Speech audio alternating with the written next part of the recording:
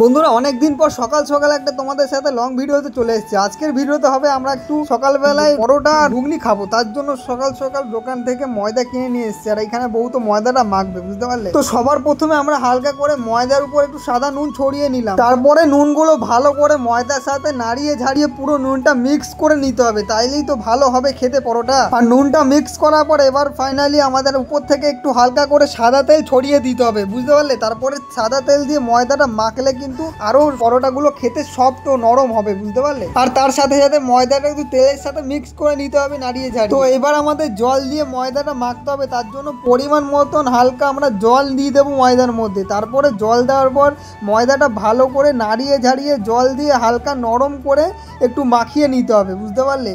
দেখো ভালো করে কিন্তু আমার বউ এখানে ময়দাটা একটু জল দিয়ে অল্প অল্প করে ভালো করে নাড়িয়ে ঝাড়িয়ে মাখিয়ে নিই। আর ময়দাটা তোমরা হালকা হালকা জল দিয়ে যত ভালোভাবে মাখতে পারবে পরোটাও কিন্তু খেতে ততটাই ভালো লাগবে এবং সফট হবে পরোটাটা, বুঝতে পারলে। আর আমার বউ কিন্তু এইগুলো করতে কিন্তু মাহির একদম, ঠিক আছে। আমার অল্প অল্প জল দিয়ে কিন্তু হালকা হালকা করে ময়দাটা মাখিয়ে নিতে হবে ভালো করে। আর বউ কিন্তু ময়দাটা অনেকক্ষণ ধরে অল্প অল্প জল দিয়ে কিন্তু ভালো করে মাখাচ্ছে, বুঝতে পারলে, তাহলে কিন্তু খেতেও ভালো লাগবে পরোটা। তারপরে বউ এখানে ভাতের মধ্যে ময়দাটা নিয়ে গোল গোল দালা পাকাতে পাকাতে কিন্তু নাচতে শুরু করে দিয়েছে। কি বলবো, একদম বউয়ের যে কত আনন্দ, আজকে সকাল সকাল পরোটা ঘুগনি খাবে। তারপরে দেখো একটা একটা করে ছোট ছোট হালকা হালকা করে দল্লা পাকিয়ে রাখতে হবে, ছোট ছোট করে কেটে কেটে, বুঝতে পারলে।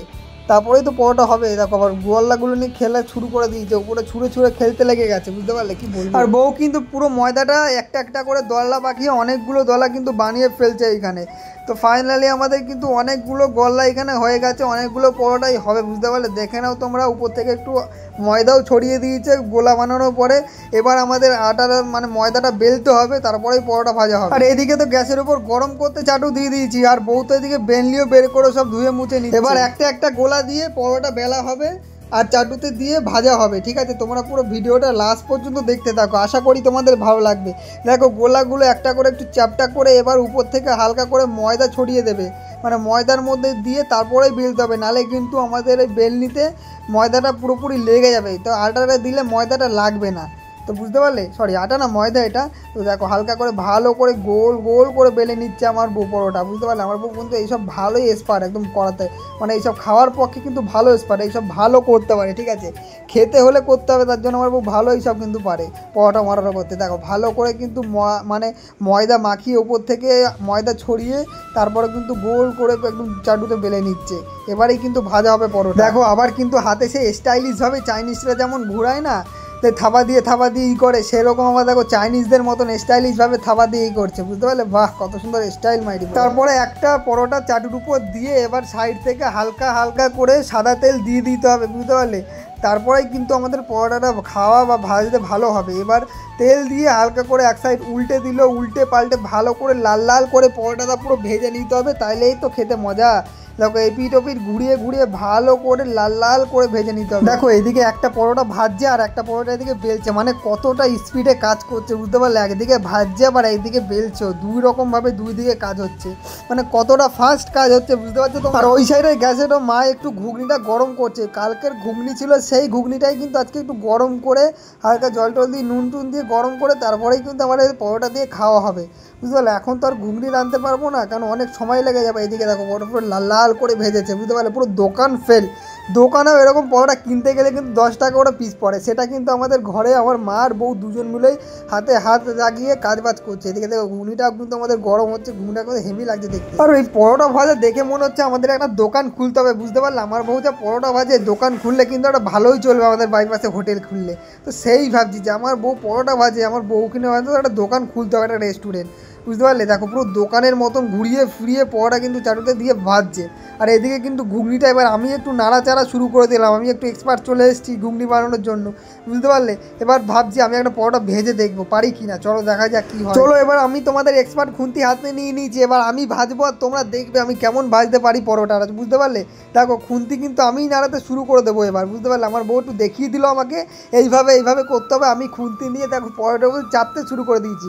বুঝতে তো কিছুই পাচ্ছি না কেমন কী করতে হবে, কেন মেয়ে মানুষ কিন্তু এইসব ভালো পারে, ছেলে মানুষে দেখেছি দোকানে পরোটা ভাজে, কেন আমি পারবো না কেন।